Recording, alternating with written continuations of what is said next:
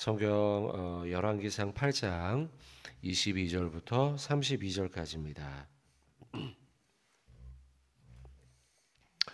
열왕기상 8장 22절부터 32절까지 말씀 한 절씩 교독하도록 하겠습니다.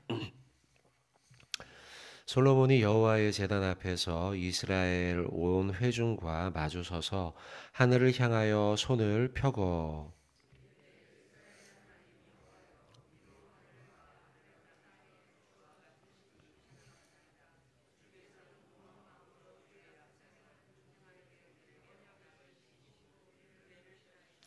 주께서 주의 종 내 아버지 다윗에게 하신 말씀을 지키사 주의 입으로 말씀하신 것을 손으로 이루심이 오늘과 같으니이다.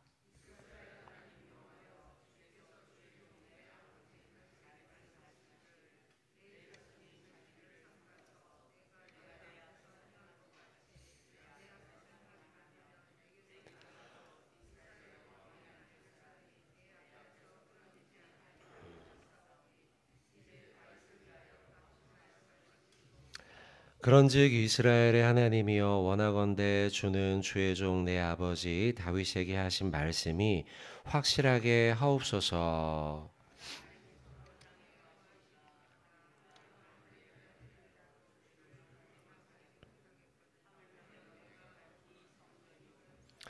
그러나 내 하나님 여호와여 주의 종의 기도와 간구를 돌아보시며 이 종이 오늘 주 앞에서 부르짖음과 비는 기도를 들으시옵소서.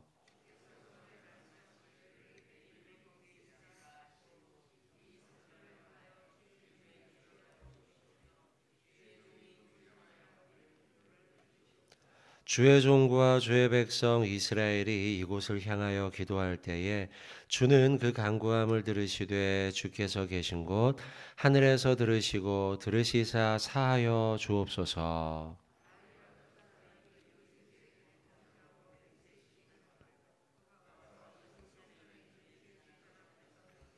같이 합독하겠습니다. 주는 하늘에서 들으시고 행하시되 주의 종들을 심판하사 악한 자의 죄를 정하여 그 행위대로 그 머리에 돌리시고 의로운 자를 의롭다 하사 그의 의로운 바대로 갚으소서. 아멘. 자, 오늘 22절부터 32절까지의 말씀 보고 있습니다. 우리가 보는 말씀은 이제 하나님의 언약궤가 성전으로 들어오고 그리고 뒤에는 이제 이어지는 성전 봉헌식이 이어지는 그 사이에 있는 솔로몬의 기도입니다. 한 절씩 보겠습니다. 22절을 보시면 솔로몬이 여호와의 제단 앞에서 이스라엘의 온 회중과 마주 바라보고 있습니다. 그리고 그곳은 하나님의 제단 앞입니다. 그때 솔로몬이 하늘을 향해 손을 펴고 이제 선언하고 기도하기를 시작합니다. 이런 모양이겠죠. 성전에서 하나님께 손을 들고 하나님께 간절하게 솔로몬이 기도하는 장면입니다. 기도합니다. 23절에 이르되 이스라엘의 하나님 여호와여 위로 하늘과 아래로 땅에 주와 같은 신이 없습니다. 하나님이 어떤 분인가에 대해서 고백하며 기도합니다. 주께서는 온 마음으로 주의 앞에서 행하는 종들에게 언약을 지키시고 은혜를 베푸시나이다. 하나님이 또 어떤 분인가? 하나님은 언약의 하나님이시라는 겁니다. 이것이 참 독특합니다. 세상에 많은 신들이 인간과 굳이 언약을 맺을 필요가 있겠습니까? 하나님이고 신이라면 신이 원하는 대로 하는 것이 일반적인 신이지요. 그러나 구약과 신약을 통해서 드러난 하나님은 어떤 분인가? 하나님은 언약의 하나님이시라는 겁니다. 언약을 하고 그 언약대로 우리 인간들에게 그 언약을 지키시는 신실하신 하나님이라는 것입니다.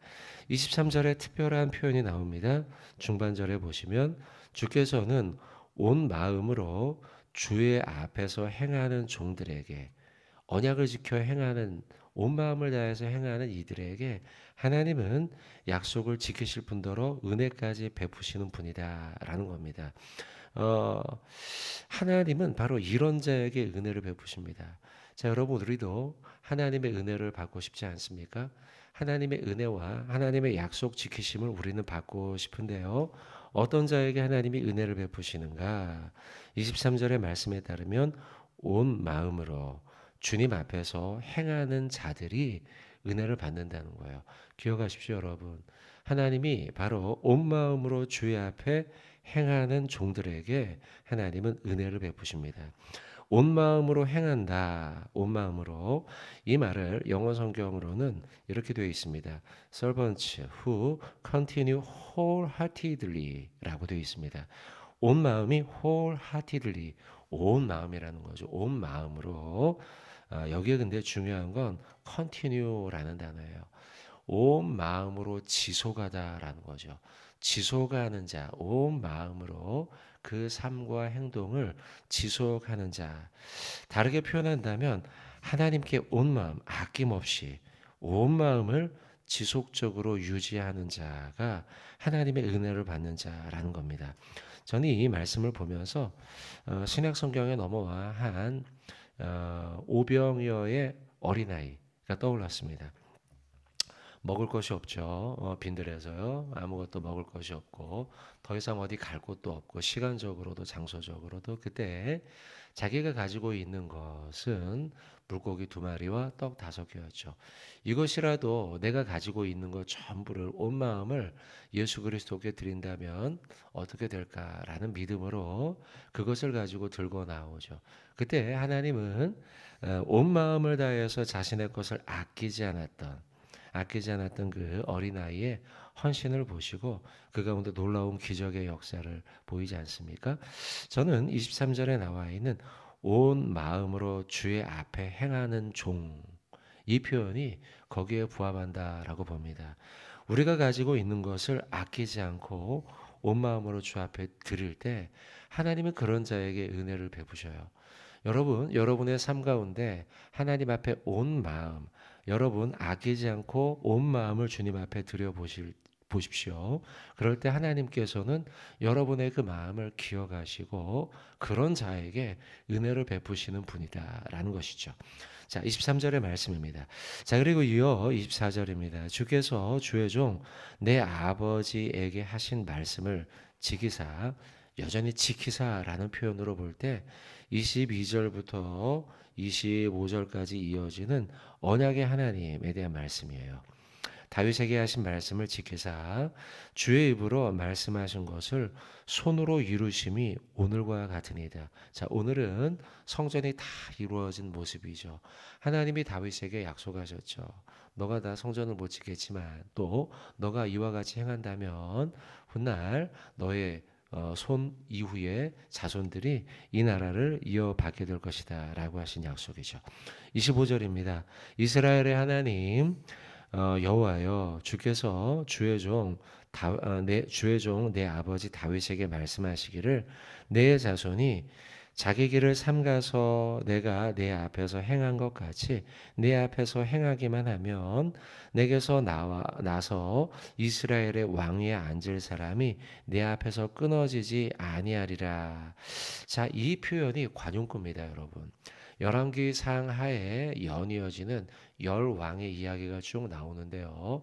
히스기야라든지 요아스라든지 하나님 앞에 신실하게 살아갔던 종들에게는 늘 이런 명패가 붙어요. 이런 표현이죠. 내 자손이 자기 길을 삼가서 내가 내 앞에서 행한 것 같이 내 앞에 행하기만 한다면 다윗에게 하신 그 말씀을 지키리라 라고 하는 것이 관용구라는 거예요. 신실한 왕, 신실한 종들 향해서는 다윗과 같이 이와 같으리라. 반면 여러분, 악한 왕들을 향한 관용구도 있습니다. 여로보암과 같이 너가 길을 벗어난다면 이라는 관용구죠. 이 관용구에 영광을 받은 자가 있고 이 관용구에 저주를 받은 자도 있어요. 어떤 삶을 살아가느냐에 따라서 다윗과 같이, 어떤 삶을 살아가느냐에 따라서 여로보암과 같이 그 이름이 붙어지게 되었다는 것이죠. 자, 여러분, 우리도 오늘 우리의 삶 속에 삶과 우리의 삶이 여로보암의 길로 갈 것이냐 다윗의 길로 갈 것이냐, 우리가 한번 다시 오늘 우리의 삶을 돌아봐야 되겠습니다. 자, 26절입니다. 그런즉 이스라엘의 하나님이여 원하건대 주는 주의 종 내 아버지 다윗에게 하신 말씀이 확실하게 하옵소서, 이루어지게 하옵소서. 다윗에게 약속하신 말씀처럼 그 말씀대로 우리의 삶 가운데 이루어지게 하옵소서. 이게 기도 문구예요, 여러분. 이 기도 문구의 핵심은 무엇이냐? 하나님의 말씀의 약속을 붙들었다는 것이죠. 우리도 이와 같은 기도를 해야 됩니다. 언약의 말씀을 붙들고 기도하는 기도가 가장 확실한 기도입니다. 왜요? 하나님이 그렇게 약속했으니까요. 그리고 하나님께 구하는 거예요. 하나님, 지난번에 우리 아버지 다윗에게 그렇게 약속했죠. 그러니 그대로 해주세요. 하나님의 말씀을 붙들고 기도하는 거죠. 우리가 지금 기도할 때도 마찬가지입니다. 기도할 때도 하나님께 이렇게 행하는 자에게 하나님이 이렇게 해준다고 성경에 말씀하셨잖아요. 그러니 하나님, 오늘 저도 그 말씀 붙들고 기도합니다. 그러니 그렇게 이루어지게 내 삶을 오늘도 지켜주세요. 여러분, 그래서 성경을 암송하는 것이 기도할 때도 굉장한 유익입니다. 성경을 암송하며 하나님께서 약속의 말씀을 붙들고 하나님께 그 기도의 성경의 말씀을 하나님께 올려드려요. 그러고 난 다음 하나님, 이 말씀대로 하나님이 해주신다고 했잖아요. 라고 하나님께 언약의 말씀을 들이대는 거죠. 그러면 하나님이 그 말씀을 들으시고 응답하시죠. 실제로 출애굽기 32장에 보시면 하나님 앞에 중보의 기도를 하는 모세의 기도의 장면이 나와요. 하나님이 출애굽할 때, 애굽에서 나올 때 이 백성을 약속의 땅으로 들어가겠다고 약속하지 않으셨습니까? 그것이 하나님의 약속의 말씀, 성경의 말씀 아닙니까? 하나님, 그러니 이들이 지금 이와 같이 금송아지로 인해 범죄하였지만 이들을 용서해 주세요. 모세가 그렇게 말씀을 하나님 앞에 들이댄 것이죠. 그때 하나님이 이스라엘 백성의 모세의 약속의 언약의 말씀을 근거한 기도를 통해 용서해 주시더라는 것이죠. 자, 기도의 중요한 원리를 잠시 살펴보았습니다. 자, 27절입니다. 27절부터 32절까지의 말씀 또 보겠습니다. 하나님이 참으로 땅에 거하시리까 하늘과 하늘들의 하늘이라도 주를 용납하지 못하겠거든 하물며 내가 건축한 이 성전이오리까. 이 말씀은 하나님의 무소부재하심 또 전능하심 거룩하심에 대한 말씀입니다. 아무리 최고의 재료와 또 최고의 기술 장인이 이 성전을 지었다 하더라도 실제로 그랬죠. 레바논의 백향목과 그리고 두로 나라에 있던 최고의 기술자들이 이 성전을 만들었어요. 그러나 27절의 표현으로 보면 솔로몬은 이런 신앙의 고백을 해요. 아무리 훌륭하더라도 하나님을 감당할 수는 우리가 없다. 하나님이 임재할 수 있는 성전이 될 수는 없다라는 것이에요. 여러분, 우리가 이 말씀을 보면 우리도 똑같아요. 우리가 이 예배당에서 예배드리며 아름답게 이 성전을 만들기 위해 힘쓰죠. 꽃꽂이도 하고 또 예배당 아름다운 건축을 하며 좋은 소재로 마감을 하고 우리가 좋은 시설들을 만들어서 예배당을 만들지만 그렇지만 여러분, 우리는 마음속에 늘 이 신앙 고백이죠. 아무리 우리가 그렇게 훌륭한다 할지라도 주님을 용납하지 못하겠거든 하물며 내가 건축한 이 성전이오리이까 라는 이 고백이 있어야 되죠.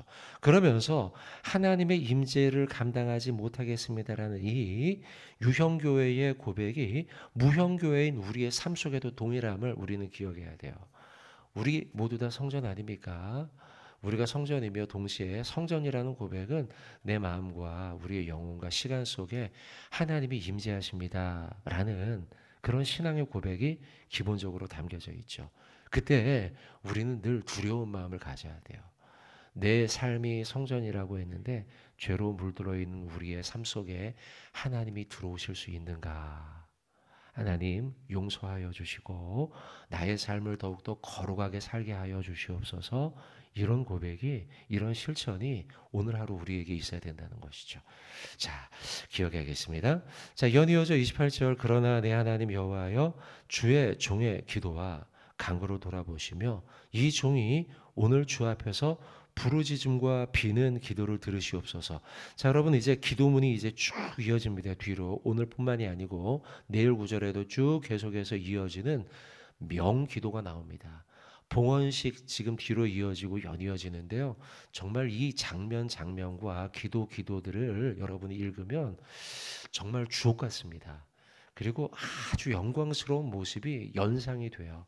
그러니까 연이어져서 이제 기도 문구가 나오는데, 자, 우리는 요 구절을 쭉 뒤에 보기 전에 우리가 처음 봤던 22절의 말씀, 솔로몬이 두 손을 들고 성전 앞에서 이스라엘 백성 앞에서 중보하며 하나님 앞에 기도하는 그 장면을 머리에 떠올리면서 기도 문구를 봐야겠습니다.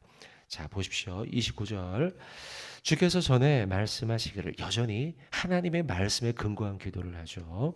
내 이름이 거기 있으리라 하신 곳 이 성전, 하나님의 임재, 성전에 있다는 거죠. 근데 이 성전에 그곳이 하나님이 있는데, 이 성전을, 그 하나님에 계신 성전을 향해서 이스라엘 백성들이 기도를 한다면, 그 말씀이에요. 29절. 주의 이 성전을 향하여 주의 눈이 주야로 바라보시며 주의 종이 이곳을 향하여 비는 기도를 한다면 하나님 들어주십시오. 쉽게 얘기하면 그거예요. 여러분이 거하는 아파트이죠. 여러분이 거하는 집이죠. 그곳에서 이 예배당을 향해 우리의 눈을 들어, 우리의 마음을 들어 기도한다면 하나님 그 기도를 들어주세요 라는 거예요. 성전에 대한 이 솔로몬의 신앙 고백이죠. 왜 그러면 여러분 성전을 향해서 바라보며 기도할 때 하나님께서 기도를 들으실까요? 여러분의 집에서 식탁에 앉아서 기도할 수 있잖아요. 침대에 앉아서 침대 모퉁이에 앉아서 기도할 수 있잖아요. 근데 기도할 때 이 성전을 향해 바라보며 기도해요. 창문을 바라보며 이 성전을 향해 바라보며 기도해요. 그때 왜 그 기도가 응답이 될까요? 29절의 말씀에 말씀이 나옵니다. 중반절에 나오죠. 주의 눈이 주야로 바라보신다는 거예요. 성전을요. 주의 눈이 이 성전을 바라보며 이 성전 가운데 거한다는 거죠. 그래서 하나님께서는 우리의 기도를 들으신다는 거죠. 물론 여러분, 성전 자체가 가치가 있다는 것이 아닙니다. 성전 자체의 가치가 있는 것이 아니라 기도의 응답의 비결은 주님의 눈이 주야로 이곳을 향하고 있기 때문이라는 거예요. 주의 눈이 이곳을 향해 바라보면서 우리의 기도를 동일하게 들어주신다는 것이죠. 시편 139편 1절로 4절 찾지는 않겠지만 여러분 거기에 말씀해 보시면 여호와께서 우리의 얕고 일어섬을 살펴보심으로 우리에 대해서 아시나이다라는 것이 시편 139편 1절부터 4절까지의 주된 메시지예요. 주님께서 우리에 대해서 아시는데 왜 아시는가? 아시는 이유는 우리의 앉고 일어섬을 살펴보시는 분이시기 때문에 우리의 모든 형편을 아신다는 거예요. 앉은 것도, 일어서는 것도, 밖으로 나간 것도, 집으로 들어온 것도 우리를 살펴보시기 때문에 아신다는 거예요. 29절의 말씀 동일합니다. 하나님이 우리가 성전을 향해 기도하는 것에 대해 응답하시는 이유는 주의 눈이 언제나 성전을 향해 바라보고 있고 성전을 향해 기도하는 성도들을 바라보고 있기 때문이라는 것이죠. 자, 여러분 그래서 뒤에까지 말씀은 다 보지 못하겠지만 이 말씀으로 좀 결론을 맺겠습니다. 우리가 어떻게 신앙생활을 해야 될까? 성전을 향해 기도하고 성전을 향해 찬양하고 성전을 향해 하나님의 말씀을 바라보고 그럴 때 하나님이 우리를 살펴보시고 주야로 바라보시고 우리의 기도가 응답이 된다라는 것입니다. 자, 여러분 오늘 22절부터 끝까지 다 보지는 못했지만 22절부터 말씀을 한 절씩 쭉 살펴보면서 봤습니다. 22절부터 앞부분에 있는 구절 가운데 이런 말씀을 드렸어요. 하나님은 이런 자에게 은혜를 베푸신다는 거죠. 어떤 자이냐? wholeheartedly, 온 마음으로 지속적 컨티뉴 하나님을 향해 바라보는 자, 온 마음으로 우리의 삶을 드리는 자. 그래서 오병이어의 어린아이의 예를 들어서 말씀을 드렸습니다. 또 한 가지, 여러분 언약의 말씀을 붙들고 기도하라라는 것이에요. 솔로몬이 지금 기도하는 기도의 핵심은 말씀을 붙들고 하나님께 기도했다는 거예요. 그 말씀을 붙들고 기도한 것처럼 우리도 오늘 기도할 때 하나님의 약속의 말씀을 붙들고 기도하라. 자, 마지막으로 성전은 어떤 곳인가? 하나님의 기도가 응답되는 중간의 통로와 같은 곳인데, 그런 이유가 될 수 있는 것은 하나님의 눈이 이 성전을 향해 있기 때문이라는 것이죠. 그러니 우리가 어디에 있든지 우리의 영의 성전 되신 이곳을 향하여서 하나님께 기도하라 라는 말씀을 드렸습니다. 이 말씀 붙들고 오늘 하루도 은혜 가운데 살아가시는 저와 여러분 되시길 주님의 이름으로 축원을 드립니다.